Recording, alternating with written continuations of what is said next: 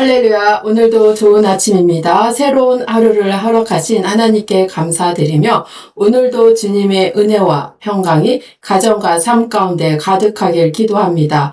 분주한 일상 속에서도 잠시 멈추어 하나님을 바라보며 기도로 하루를 시작하시길 바랍니다. 나의 영혼이 잠잠히 하나님을 바라며 나의 구원이 그에게서 나오는도다. 오늘도 하나님께서 함께 하시며 힘과 지혜를 더해 주시는 복된 하루가 되시기를 바랍니다. 오늘 저는 시편 62편 1절에서 2절 말씀을 통해 흔들리지 않는 믿음의 비밀이라는 제목으로 은혜를 나누고자 합니다. 우리는 문제가 생기면 가장 먼저 사람을 찾고 방법을 찾습니다. 그러나 믿음의 사람은 먼저 하나님께 나아갑니다. 기도하는 이유는 마음을 털어놓기 위해서가 아니라 기도는 문제를 하나님께 아뢰고 하나님께 답을 듣기 위함입니다. 그런데 많은 성도들이 기도는 하지만 하나님의 음성을 듣는 시간을 갖지 못합니다. 계속 말만 하고 돌아옵니다. 기도는 일방적인 독백이 아니라 하나님과의 대화입니다. 시편 62편에서는 다윗은 잠잠이라는 표현이 침묵이 아니라 하나님을 전적으로 신뢰하며 기다리는 믿음의 태도라고 합니다. 하나님 앞에 조용히 머무는 줄 아는 사람이 하나님의 뜻을 깨닫게 됩니다. 오늘 말씀을 통해 하나님께서 우리에게 주시는 영적 교훈을 살펴보겠습니다. 첫째, 침묵은 하나님을 신뢰하는 믿음의 표현입니다. 다윗은 말합니다. 나의 영혼이 잠잠히 하나님만 바라며. 다윗은 지금 평안한 상황이 아니고 원수들이 둘러싸여 있고 생명의 위협을 받고 있습니다. 그런데 그는 불평하지 않고 하나님께 도움을 구하고 소란을 피우지 않습니다. 대신 하나님 앞에 잠잠히 기다립니다. 성경의 믿음의 사람들은 모두 침묵의 시간을 가졌습니다.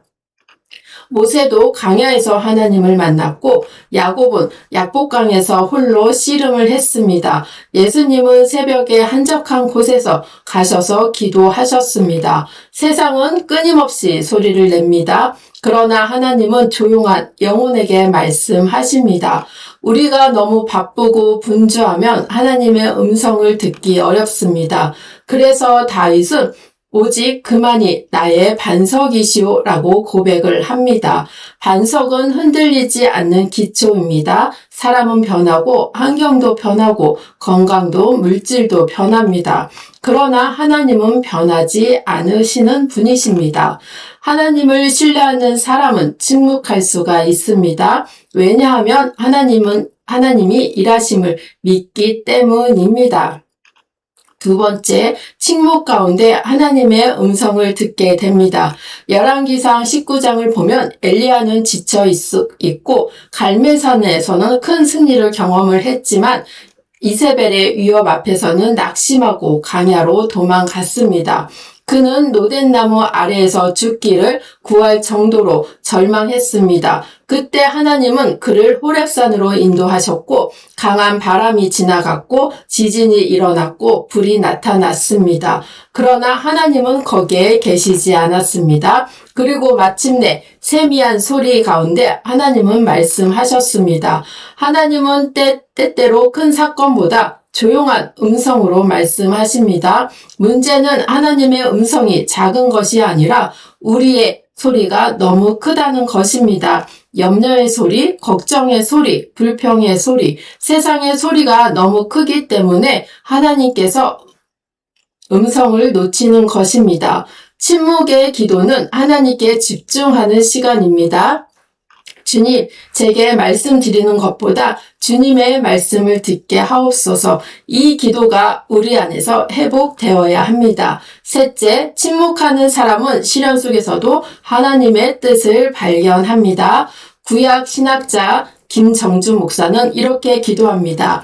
은혜만이 은혜가 아니라 시련도 은혜입니다. 은혜만이 아니라 시련도 강구해야 합니다. 놀라운 기도입니다. 보통 우리는 축복만 구하고 형통만 구하고 좋은 것만 달라고 기도합니다. 그러나 영적으로 성숙한 사람은 시련 속에서도 하나님의 뜻을 찾습니다. 왜 그럴까요? 침묵 가운데 하나님을 만난 사람은 하나님의 계획을 보기 때문입니다. 요셉은 감옥에서 하나님을 보았고 바울도 감옥에서 하나님께 찬양을 했습니다. 욥은 고난 가운데 내가 주께 대하여 귀로 듣기만 하였사오나 이제는 눈으로 주를 배웠나이다 라고 고백을 했습니다. 성령께서도 도우시는 사람은 환경이 아니라 하나님의 뜻을 보게 됩니다. 그리고 그 뜻을 깨닫는 사람은 담대해집니다. 네 번째, 참된 영성은 침묵에서 나오는 내면의 강함입니다. 오늘날 많은 사람들은 자신을 드러내는 데 익숙합니다. 많이 말하고 많이 표현을 하고 많이 알리는 시대입니다. 그러나 성경이 말하는 영성은 다릅니다. 내면이 하나님으로 채워진 사람에게서 나오는 힘입니다. 어느 날 한 학생이 알베르트 아인슈타인에게 물었습니다. 위대한 과학자가 되는 비결은 무엇입니까? 아인슈타인은 이렇게 답합니다. 입을 적게 움직이고 머리를 많이 움직이게나. 깊이 생각하는 사람은 말이 많이 하지 않습니다. 사람이 말을 배우는 데 2년이 걸리지만 침묵을 배우는 데는 60년이 걸린다는 말도 있습니다. 신앙도 마찬가지입니다. 많이 말하는 사람보다 하나님을 많이 묵상하는 사람이 더 깊은 영성을 갖게 됩니다. 참된 능력은 외적인 소란이 아니라 하나님의 깊은 교제에서 나옵니다. 시편 62편은 하나님을 향한 조용한 신뢰와 기다림의 신앙의 가장 강력한 무기임을 보여줍니다. 그렇다면 우리는 어떻게 침묵의 영성을 훈련할 수 있을까요? 첫 번째, 매일 10분이라도 하나님 앞에 조용히 앉으시길 바랍니다. 둘째, 기도 후에는 반드시 말씀으로 묵상하며 기다리시길 바랍니다. 셋째, 문제보다 하나님께 집중하시길 바랍니다. 넷째, 시련 가운데서도 하나님의 뜻을 묻는 기도를 드리시길 바랍니다. 침묵은 아무것도 하지 않는 시간이 아닙니다. 하나님께서 일하시는 시간을 믿음으로 기다리는 것입니다. 말씀을 정리하겠습니다. 사랑하는 성도 여러분, 깊은 영성을 지닌 신앙인이 되고 싶습니까? 입을 적게 움직이시고 하나님을 많이 묵상하시길 바랍니다. 세상의 소리를 줄이고 하나님의 음성에 귀를 기울이시길 바랍니다.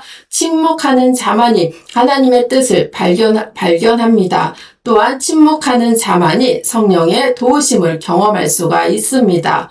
침묵하는 자만이 흔들리는 세상 속에서 흔들리지 않습니다. 오늘 다윗의 고백이 우리의 고백이 되길 바랍니다. 나의 영혼이 잠잠히 하나님만 바라며 나의 소망이 그로부터 나오는도다. 성령께서 우리의 마음을 잠잠하게 하시고 하나님의 음성을 듣는 은혜를 허락하시기를 주님의 이름으로 축원합니다.